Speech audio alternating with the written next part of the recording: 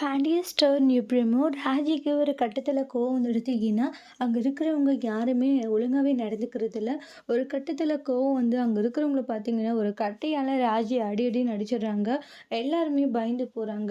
என்னடா என்கிட்ட அவன் தப்பாக நடந்துக்க பார்க்குறீங்க, தொலைச்சிடவன் தொலைச்சி அப்படின்னு சொல்லிட்டு அவங்கள போட்டு சர மாதிரியே அடிச்சிட்டு இருக்காங்க.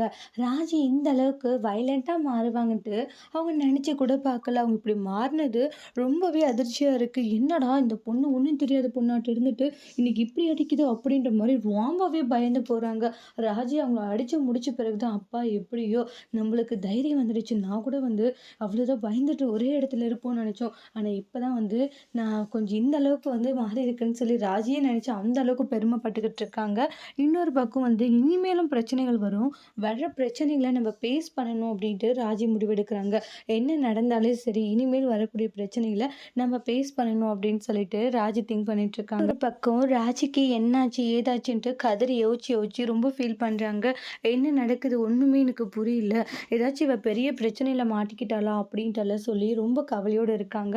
அடுத்து கதிர் என்ன செய்ய போறாங்க, நம்ம ராஜிக்காக போக போறாங்களா அந்த இடத்துக்குன்ட்டு அடுத்து வரக்கூடிய ப்ரெமோல வெயிட் பண்ணி பார்க்கலாம். இந்த வீடியோ பிடிச்சிருந்தா லைக் பண்ணுங்க, கமெண்ட் பண்ணுங்க, ஷேர் பண்ணுங்க, மறக்காம சேனலை சப்ஸ்கிரைபர் பண்ணிக்கோங்க. தேங்க்யூ.